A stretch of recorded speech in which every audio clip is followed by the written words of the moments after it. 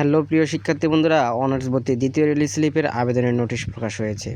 আজকের এই ভিডিওতে আমি তোমাদেরকে জানাবো যে অনার্স ভর্তি দ্বিতীয় রিলিজ স্লিপে কারা কারা আবেদন করতে পারবে এবং কারা কারা আবেদন করতে পারবে না, এবং তোমাদের এই অনার্স ভর্তি রিলিজ স্লিপের আবেদন কয় তারিখ থেকে কয় তারিখ পর্যন্ত চলবে তার সম্পূর্ণ আপডেট তথ্য আজকে আমি আমার এই ভিডিওর মধ্যে জানিয়ে দেবো।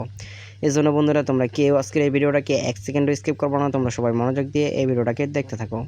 আর বন্ধুরা, তোমরা যারা এখনও আমাদের চ্যানেলটাকে সাবস্ক্রাইব করো নাই, তোমরা অবশ্যই আমাদের চ্যানেলটাকে সাবস্ক্রাইব করে রাখবে এবং নিচের যে বেল বাটনটি রয়েছে সেটি অন করে রাখবে। তো চলো বন্ধুরা, বেশি কথা না বাড়িয়ে আজকের এই ভিডিওর মূল টপিকে ফেরা যাক।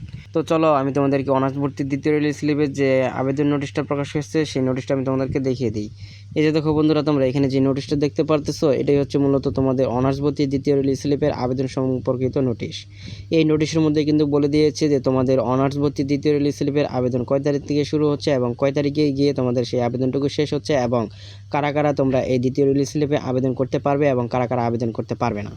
দেখো, তোমাদের এই অনার্স ভর্তি দ্বিতীয় রিলিজ স্লিপের আবেদন কিন্তু শুরু হচ্ছে আগামী 18 আগস্ট থেকেই কিন্তু তোমাদের এই অনার্স ভর্তি দ্বিতীয় রিলিজ স্লিপের আবেদন শুরু হচ্ছে, এবং তোমাদের এই আবেদনটুকু শেষ হবে 25 আগস্ট পর্যন্ত কিন্তু তোমাদের এই আবেদনটুকু চলবে। এর মধ্যে কিন্তু তোমাদেরকে আবেদন করতে হবে।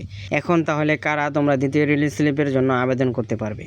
দ্বিতীয় রিলিজ স্লিপে তারাই একমাত্র আবেদন করতে পারবে যারা অনার্স ভর্তি পরীক্ষা দিয়েছে এবং অনার্স ভর্তি পরীক্ষা দেওয়ার পর তারা ভর্তি পরীক্ষায় উত্তীর্ণ হয়েছে, তারা কোনো কলেজের চান্স পায়নি। বুঝতে পারছো? তোমরা যারা অনার্স ভর্তি পরীক্ষা দিয়েছিলে, দেওয়ার পর তোমরা ভর্তি পরীক্ষায় পাশ করেছো কিন্তু কোনো কলেজে চান্স পাওনি, তোমরাই আবেদন করতে পারবে। এবং যারা অনার্স ভর্তি প্রথম মেধা তালিকায়, দ্বিতীয় মেধা তালিকায় এবং কোটা মেধা তালিকায় ও প্রথম রিলিজ স্লিপে চান্স পেয়েছে, চান্স পাওয়ার পর তাদের সাবজেক্ট পছন্দ হয়নি, তারা ভর্তি হয়নি, তারাও কিন্তু এই দ্বিতীয় রিলিজ স্লিপে ভর্তির জন্য আবেদন করতে পারবে। বুঝতে পারছো? তো বন্ধুরা, এই হচ্ছে আজকের এই ভিডিওটা তোমাদের কাছে কেমন লেগেছে? যদি ভিডিওটা ভালো লেগে থাকে তাহলে তোমরা অবশ্যই এই ভিডিওতে একটা লাইক, একটা কমেন্ট এবং এই ভিডিওটা বেশি বেশি করে শেয়ার করে দিবে তোমার অপর বন্ধুবান্ধবের কাছে, যেন তারাও এই ভিডিওটা বেশি বেশি করে দেখতে পারে।